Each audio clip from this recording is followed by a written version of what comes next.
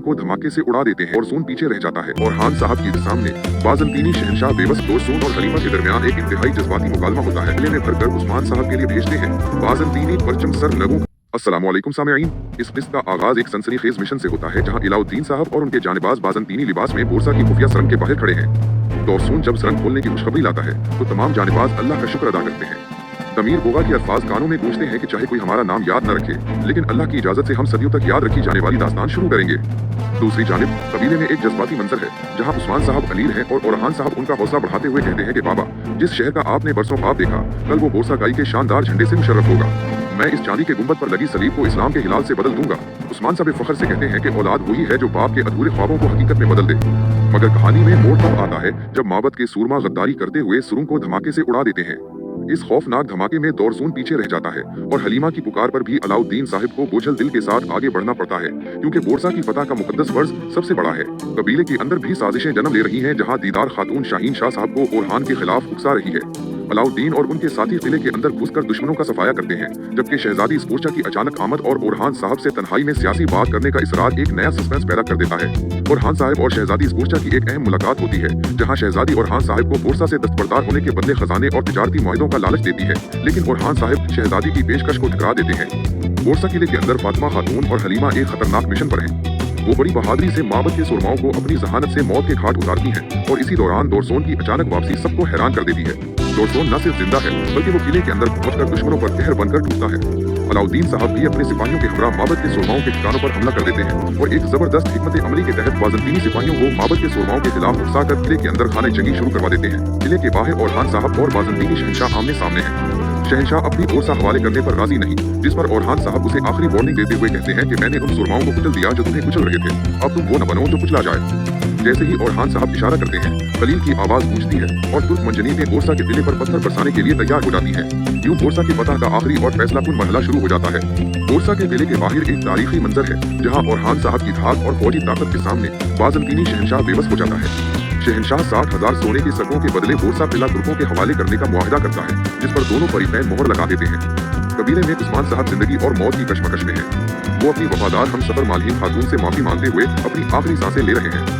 शहजादी स्पोर्चा इस शिकस्त पर आग बगोला होती है, लेकिन ओरहान साहब इसे वादे कर देते हैं कि बोरसा अब उस्मान साहब की रियासत की मिल्कियत है और तुर्कों का अगला हदफ कुस्तंतनिया होगा।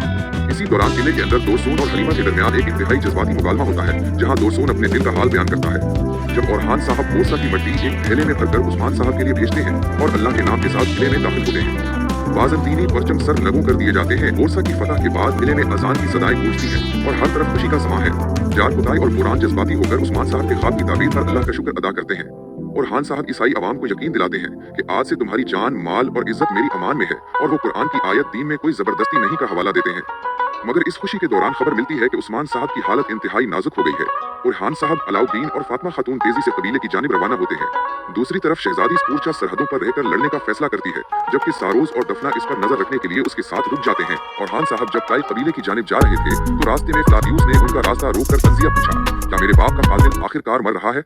और खान साहब ने निहायत गुस्से से फ्लादियूस को हकीकत बताई कि तुम्हारे बाप का कातिल मेरा बाप नहीं, खुद सारोज है। और खान ने उसे वो खत याद दिलाया जो उस्मान साहब ने सालों पहले मौजूलून के जरिए शहंशाह को भेजा था, जिसमें 3000 सोने के सकों के बदले बोरसा की पुरअमन पेशकश की गई थी, लेकिन वो खत सारोज ने शहंशाह तक पहुंचने ही नहीं दिया। और खान ने इंकशाफ किया कि सारोज दरअसल हैकर का पालतू मोहरा है और ये सब तुम्हें तुर्कों के खिलाफ इस्तेमाल करने की साजिश थी। ये सुनकर फ्लादियूस शदीद परेशानी और गुस्से में वहां से रवाना हो गया, जबकि ओरहान साहब तेजी से कबीले पहुंचे। कबीले पहुंचकर ओरहान, अलाउद्दीन, फातिमा और हलीमा सरदारी खैमे की जानिब भागते हैं जहां उस्मान साहब बिस्तर मर्ग पर मौजूद थे। मजबूर खातून ने रोते हुए उनका इस्तकबाल किया। ओरहान साहब ने उस्मान साहब की हथेली पर बोरसा की मट्टी रखी और जज्बाती होकर कहा, बाबा, बोरसा की सरजमीन पर अपनाइयों का परचम लहरा रहा है। उस्मान साहब ने अल्लाह का शुक्र अदा किया और वसीयत की कि अलाउद्दीन अपनी अक्ल और इल्म से रियासत को मुनज़्ज़म करे और ओरहान आग का लिबास पहनकर भी खालिस सोना बनकर दिखाए। फिर उस्मान साहब को बाला खातून का साया नजर आया और वो कलमा शहादत पढ़ते हुए दुनिया से रुखसत हो गए। ये देखते ही अलाउद्दीन, हलीमा, फातिमा, गूंजा और नीलुफर ज़ारो कतार रोने लगे और बाबा बाबा पुकार कर सिसकियां भरने लगे।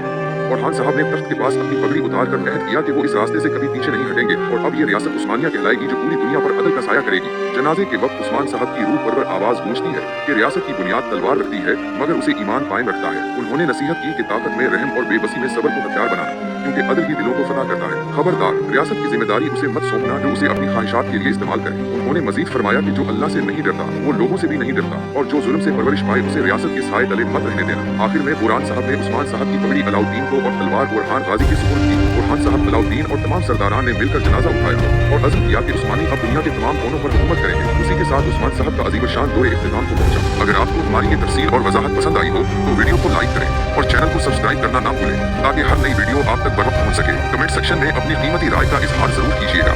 मैं आपके हर सवाल का जवाब देने की पूरी कोशिश करूंगा। दुआओं में याद रखें। अल्लाह हाफिज।